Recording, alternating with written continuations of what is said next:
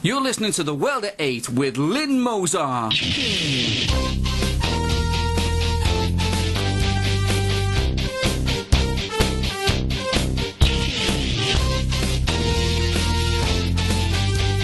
World at 8, the number one in nationalist news. Highlights of the news today, Wednesday the 16th of May. We pay £134 million for returning illegals home. Labour suspends branches in 2 wards for cramming. Wirral convenience stores are to have liquor licence reviewed for employing illegal immigrants. Same Wirral Council to motivate a mosque building programme for the future. Greece in line to leave the Eurozone. Beijing gets tough on illegal immigrants. Thought for the day, righteous anger, we need it. UK news. The bill for flying out the illegal immigrants is an astounding £134 million in the last 5 years, paid by all of us. One World at 8 reporter commented, that could have paid the debts of British-born students studying to try and make something of themselves, but they would not see it that way because of the communist Marxist influences shoved down their throats at university. Another fact is that this huge amount of money could have gone towards giving our serving men and women the proper materials and funding more police on the ground. The Labour Party has suspended 2 of its branches in Manchester as an investigation gets underway to find out how so many people have just recently become members. Crumpsall and Cheetham, the wards of council leader Sir Richard Leese and high-profile former Lord Mayor Afzal Khan, have been placed under investigation by party chiefs. The official reason for the investigation carried out by MEN is the surge in membership over the last 6 months. The normal figure for the membership in what is called a short period of time is usually 10, but figures suddenly showed 150 new members.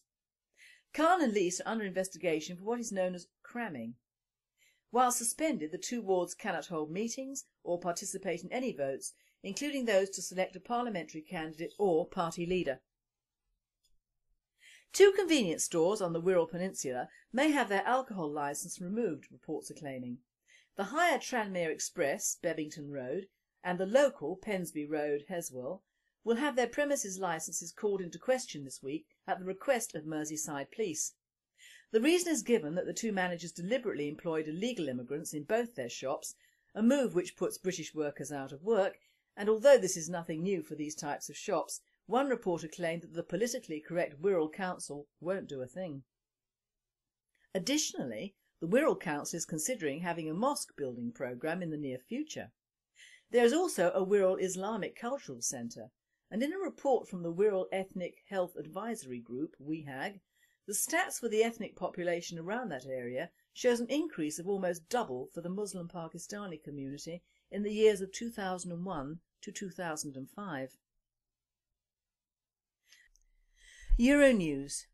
Greece could finally free itself from the dreaded Eurozone. An IMF chief member said that to be prepared technically is vital to Greece leaving the European Monetary Union. The Greeks, who have had their people at the brunt end of the troubles, have endured austerity after austerity measures thrown at them for being members of the Eurozone. Many nationalists around Europe have praised Greece for wanting to escape from the dreaded financial black hole which only benefits France and Germany. Greece is still struggling to form a new government, formed from a coalition of parliamentary MPs. World news. Iran is once again sabre-rattling in the Middle East about their wanting a nuclear capacity in their country. Is it not strange how Iran has not had any demonstrations against their leaders in the name of democracy like so many of their neighbours? This is because they are already a Muslim fundamentalist country, and democracy has no name there. Beijing has got tough on illegal immigrants. The Chinese are setting an example to the rest of the world. They're having a 100-day crackdown on all illegal immigrants entering the city of Beijing, which is now underway. Any illegals who are living in Beijing or working illegally will be forced out and removed. Thought for the day. A small thought for today is that when I did a thought on the abortion laws, I received a text from an Asian doctor in charge of an abortion clinic, who said that because I brought attention to some young women who used abortion as a method of contraception as committing genocide, the doctor said I was wrong and denigrated all womankind. So lady, When the front page on this Mail this week was young women using abortion as contraception, was I wrong? No. Once again, the world at 8 is right. My main thought today is fired by an email I was sent by a supporter of the nationalist cause. Although I am not a supporter per se of the person who wrote this, he does have some salient points. As with most nationalists, what we have to say is usually spot on, but the way we say it can sometimes offend, which isn't the end game. Our end game is to unite and fight the establishment and the wrongs that are being perpetuated in the name of Britain, both outside this country and within it, against our own people. You see, I do listen and I learn from your comments and emails. All opinions are welcome, if not always agreed with. The point this guy was bringing up was the apathy suffered by the majority of the public in this country. It is centred on all main political parties, and even a close friend said to me this morning she doesn't care about any of them. The fact that the unpopular coalition is trying at least to sort the terrible financial state this country was left in after a long-term Labour government is simply ignored. No, I have no time for Cameron or what's his name, but Millipede will fare no better. This apathy does not extend to the TV or computer games or getting drunk. We're all rather good at that. The trouble with apathy is that it breeds laziness and mental laziness and finally nothing up top worth speaking of at all. We have no national outrage. This is why people from all over the Third World and Europe flock to our shores, because we as a people let them. As soon as a certain section of the people, usually the British National Party, actually say anything against it, we are labelled as, yep, you guessed it, racists. The things that we as a people put up with are enormous, and although sometimes hidden and devious, they do infringe and in many cases eradicate our human rights, which the rest of the world seems to forget. Whilst the inhabitants of a country appear not to care what happens to them or their country, why should the rest of the world care? So it is up to us in this country to make sure our voices are heard, and we will have to think long and hard on a way to do this.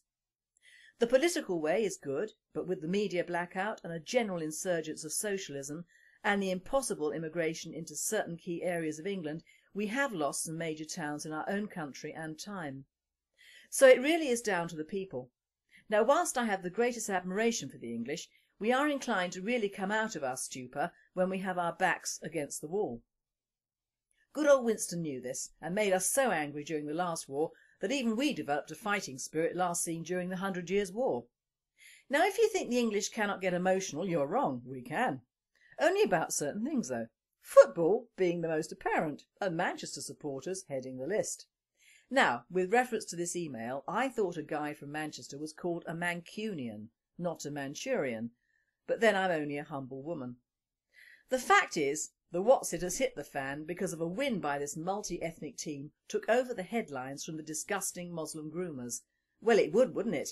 Come on, since when do the Brits care about their own being subjected to terrible behaviour from newcomers?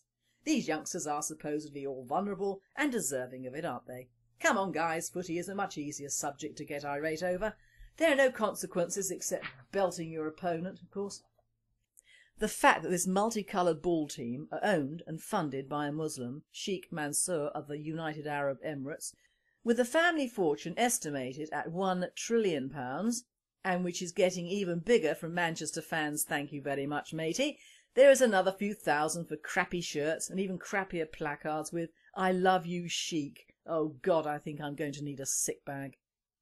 This scrote Mansour is probably part of the huge network that funds buying up British land and businesses, building huge mosques everywhere, installing fundamentalist madrasas for young men in training for an Islamic jihad in Blighty.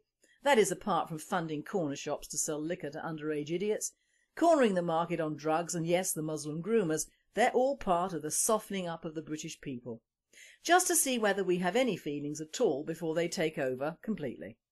Look at it in a general light. We employ Muslims in all our airports, we employ them in our government, in our police, in our councils, and we give them titles, we elevate these bastards to heights they would not have reached in their own countries. Who is laughing now? Who is still watching football? We need to get angry. Not stupid, drunk angry, but a positive, clear and righteous anger. We need to get angry over Muslim paedophiles who have been operating under the radar for years. We need to get angry over our people killed by illegal immigrants. We need to boycott and close businesses run by selling drink and drugs to our youngsters. We need to get angry over illegals who masquerade as youngsters to fool the benefit agencies. We need to get angry over our establishment fooling us over these last years by the floatable figures of actual immigration. We need to get angry over allowing these people into our country at all. We need to get angry over British soldiers being sent out to a country no one else wants, except as a so-called peacetime training ground, and worse, sent out without adequate fighting or defence armaments. We have so much to get angry about that I can only think that at the moment the Brits have their heads in the sand to avoid facing the terrible truth that we are already conquered. Another friend of mine, and I do have some, said that the people where she works never watch any informative programmes on the television. That is, political debates, social issues or health programmes, but they always watch the soaps. No, I do, and I know the insidious message they all send out over the airwaves. It is multiculturalism is good, white men are bad, white women are slags, Muslims are family-minded and good, blacks are feckless but endearing, and it goes on and has done so for many years, only getting worse. Mixed-race couples adorn adverts. In fact, many businesses resort to using cartoons or animals because they do not want to offend anyone. Getting angry yet? Good. Your children are subjected to this crap at preschool, and whilst little Johnny going back to a huge house in Wimbledon is going to be okay due to his genes and his money, little Damien going back to his slightly smaller abode with no visible further education in sight will not. Getting angry yet? Good. We need to wake up. We need positive action and positive anger now. We need to get off our bums and start this summer. We need to start moving together on June the 9th. We need to show the world we are not asleep or being fooled or being bought by foreigners. We need to object in the strongest possible language. The British National Party and the British people will not be moved. And finally, animal protection group PETA has offered £1,000 reward for the capture of an evil bastard who has been shooting hedgehogs with a crossbow in Cambridgeshire. The sick nutter who is at large could go on to do harm to people, they have explained. They added this was the course of Dennis Nielsen, a serial killer and left-wing socialist by the way, who harmed animals before killing people and eating them. 10 hedgehogs were found in the road that had been killed by this maniac in Yarrow Road, Cherry Hinton. And anyone with any information must get in touch with PETA immediately. One thing is for certain, if a nationalist catches him, 1, we would not have the heart to take your £1,000, and 2, the monster will be made to look like a human lollipop, extremely slowly. I am really angry now, my friends. Really, really angry. You have been listening to The World at 8. I am Lynn Mozar and I wish you all a very good night.